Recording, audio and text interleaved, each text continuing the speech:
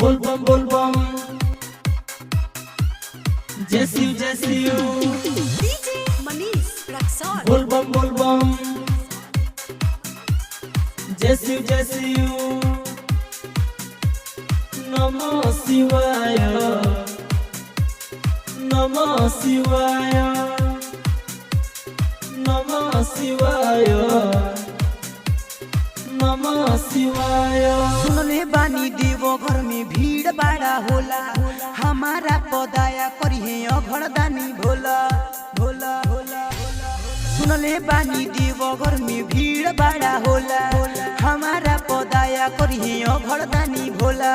सावन के सोमारी के हम जाए आधी रात में, हम जाए देवघर साथ में कान्हे कांवर ले हाथ में, हम जाए देवघर साथ में कान्हे कांवर ले हाथ में, कान्हे कांवर ले हाथ में। हाथी नहीं घोड़ा नहीं उड़न खटोला, हाथी नहीं घोड़ा नहीं उड़न खटोला।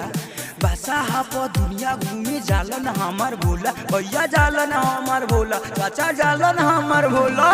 DJ Manish Raxaul mix by Sanskriti recording studio Janta Bazaar. आगे पीछे घूमत रही जानी ना कहीं ना, जोहिया से चढ़ल बाबे सावन के महीना, सावन के महीना। आगे पीछे घूमत रही जानी ना कहीं ना, जोहिया से चढ़ल बाबे सावन के महीना। इतने कहल करी नहीं जाए हम बाद में, हम जाए देवघर साथ में कान्हे कांवर ले हाथ में, हम जाए देवघर साथ में कान्हे कांवर ले हाथ में, कान्हे कांवर ले हाथ में। बोलबम जैसी बोलबम रक्सौल जैसी संस्कृति रिकॉर्डिंग स्टूडियो जनता बाजार। नमः शिवाय नमः शिवाय नमः शिवाय नमः शिवाय।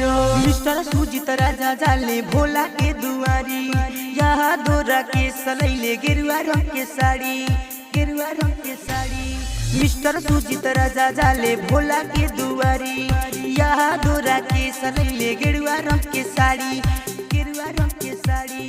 चौहान मनीष नहीं पड़ी तारा बात में, हम जाए देवघर साथ में कान्हे कांवर ले हाथ में, हम जाए देवघर साथ में कान्हे कांवर ले हाथ में।